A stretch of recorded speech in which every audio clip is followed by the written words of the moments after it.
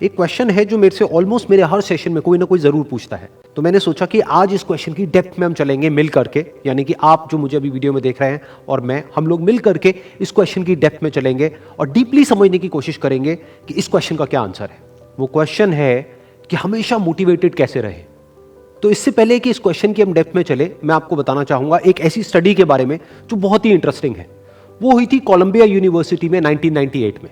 एक प्रोफेसर ने स्टडी को किया जिसमें कि बहुत सारे बच्चे थे जो कि सारे 5th स्टैंडर्ड के थे और उनको पजल्स थी बहुत तरह तरह की सॉल्व करने के लिए। उसमें से कुछ पजल्स बहुत ही मुश्किल थी, कुछ बहुत ही आसान थी।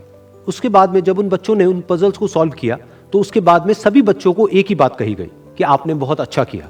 बस यहां पर एक छोटा सा फर्क था। आधे बच्चों को उन्होंने कहा कि आपने इतना एक्स्ट्राऑर्डिनरी इसलिए परफॉर्म किया क्योंकि आप बहुत ही ज्यादा इंटेलिजेंट हो, और बाकी के जो आधे बच्चे थे उनको कहा गया कि आपने जो इतना एक्स्ट्राऑर्डिनरी परफॉर्म किया उसकी वजह थी आपका हार्ड वर्क। फिर उसके बाद में दोबारा से इन सब बच्चों को कुछ पजल्स दी गई सॉल्व करने के लिए, जिसमें से कुछ बहुत ही आसान थी और कुछ बहुत ही मुश्किल थी। अब यहां पर कुछ बहुत इंटरेस्टिंग निकल करके आया जो किसी ने एक्सपेक्ट भी नहीं किया था। वो बच्चे जिनको कहा गया था कि आप बहुत इंटेलिजेंट हो, बहुत स्मार्ट हो, उनको जब वो पजल्स मिली तो उन्होंने क्या किया, जो मुश्किल पजल्स थी उसको छोड़ दिया, आसान पजल्स के ऊपर काम करना शुरू किया, और उसमें भी कुछ देर बाद ही वो बच्चे बोर हो गए। दूसरी तरफ से वो बच्चे जिनको कहा गया था कि आपने इतना एक्स्ट्राऑर्डिनरी परफॉर्म इसलिए किया क्योंकि आपने हार्डवर्क किया, उन्होंने सिर्फ आसान पजल्स को अटेम्प्ट नहीं किया बल्कि मुश्किल से मुश्किल पजल्स को भी अटेम्प्ट किया और सॉल्व किया। फिर उसके बाद में जब ये पूरी स्टडी कंप्लीट हुई तो उन बच्चों से पूछा गया कि किसको ज्यादा मजा आया इसको करने में। तो वो बच्चे जिनको कहा गया था कि आप बहुत इंटेलिजेंट हो, उनको मजा नहीं आया, यानी कि वो मोटिवेटेड नहीं थे। और वो बच्चे जिनको कहा गया था कि जो भी आपने किया वो अपने हार्डवर्क की वजह से किया, उन्होंने ना सिर्फ अच्छा परफॉर्म किया बल्कि वो एंड तक मोटिवेटेड भी थे और उनको मजा भी आया। अब ये स्टडी जिसके बारे में मैंने अभी आप लोगों को बताया, ये इतनी इंटरेस्टिंग इसलिए है क्योंकि ये जिस तरीके से हम सोचते हैं हमारे थॉट पैटर्न को चैलेंज करती है। हम क्या सोचते हैं कि अगर हम पेरेंट्स हैं या हम टीचर्स हैं और अपने बच्चों को हम बोलेंगे कि आप बहुत इंटेलिजेंट हो, आप बहुत स्मार्ट हो, तो वो अच्छा परफॉर्म करेंगे। लेकिन इस स्टडी में एग्जैक्ट उसका ऑपोजिट निकल करके आया है। तो इस स्टडी में जो फैक्ट्स रिवील हुए उसको समझने के लिए हमको एक कॉन्सेप्ट को समझना पड़ेगा, जिस कॉन्सेप्ट को कहा जाता है लोकस ऑफ कंट्रोल।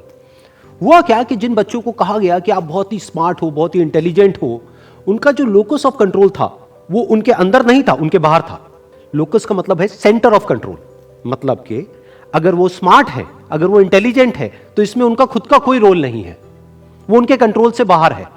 दूसरी तरफ से जिन बच्चों को कहा गया कि जो भी आपने अचीव किया वो अपने हार्डवर्क की वजह से अचीव किया, उनका जो लोकस ऑफ कंट्रोल था वो उनके अंदर था, यानी कि हार्डवर्क पूरी तरह से उनके खुद के हाथ में था कि अब उनके ऊपर है कि वो कितना हार्डवर्क करते हैं। और ये सिर्फ इस स्टडी में निकल करके नहीं आया है, इस तरह की और भी बहुत सारी स्टडीज हुई हैं, बहुत सारी रिसर्चेस हुई हैं जहां पर एग्जैक्ट यही चीज निकल करके आई है कि अगर हम खुद को हमेशा मोटिवेटेड रखना चाहते हैं तो उसका सिर्फ एक तरीका है कि जो कंट्रोल है वो पूरी तरह से हमारे अपने हाथ में होना चाहिए। तो अब समझने की कोशिश करते हैं कि ऐसा क्या होता है कि जो कंट्रोल है वो हमारे हाथ से चला जाता है, और ऐसा क्या होता है जब कंट्रोल हमारे हाथ में आ जाता है। जब भी हम एक्सटर्नल फैक्टर्स की बात करते हैं कि मैं ये नहीं कर पा रहा इस वजह से, उस वजह से, उस वजह से, जो कि मेरे कंट्रोल से बाहर है, तो हमारे हाथ से कंट्रोल चला जाता है। लेकिन जब हम बात करते हैं कि हम एग्जैक्टली क्या कर सकते हैं, जब हम अपनी कैपेबिलिटीज के बारे में बात करते हैं, तब कंट्रोल पूरी तरह से हमारे हाथ में आ जाता है। जब हमारा फोकस उन रीजंस पे नहीं होता है जिनकी वजह से हम वो नहीं कर सकते हैं जो हम करना चाहते हैं, बल्कि उस जगह पर होता है कि जिस वजह से हम वो कर सकते हैं जो हम करना चाहते हैं, तब हम अंदर से मोटिवेटेड होते हैं। फॉर एग्जाम्पल, आप जिस भी फील्ड में हो, उस फील्ड में कुछ लोग हैं जो टॉप पे बैठे हैं। आपके पास में दो ऑप्शन है। एक, आप बोल सकते हो कि वो लोग, उनके अंदर कुछ स्पेशल है, उनके अंदर कुछ एक्स्ट्राऑर्डिनरी है, उनके अंदर कोई ऐसा टैलेंट है जो आपके अंदर नहीं है, या फिर उनकी किस्मत है जिसकी वजह से वो वहां पर बैठे हैं, या फिर उनके पास में कुछ था, किसी का सपोर्ट था जिस वजह से वो वहां पर है। अगर इसमें से ऐसा आपने कुछ भी बोला तो आप फंस गए। अब आप मोटिवेटेड नहीं रह सकते उस काम को करने के लिए जो आप काम कर रहे हो, क्योंकि अब कंट्रोल आपके हाथ से बाहर है। क्योंकि अब अगर आपके पास में वो है ही नहीं जो उनके पास में है, तो अब आप वो कैसे बन सकते हो जो कि वो बन चुके हैं।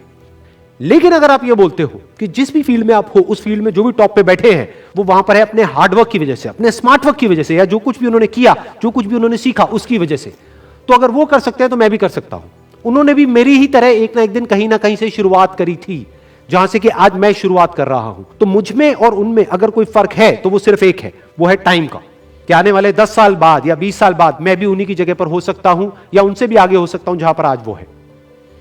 तो अब कंट्रोल पूरी तरह से आपके हाथ में है। तो हमारे पास में हमेशा ये दो ऑप्शंस होते हैं, एक कि हम कंट्रोल को अपने हाथ से छोड़ दें, और दूसरा कि कंट्रोल हम पूरी तरीके से अपने हाथ में ले लें। एक की कंट्रोल हमारा बाहर हो, एक है कंट्रोल हमारा अंदर हो। तो इस बात को हमेशा याद रखना कि आपका कंट्रोल कहीं बाहर नहीं होना चाहिए, आपके अपने ही अंदर होना चाहिए। Wish you all the very best. Thank you so much.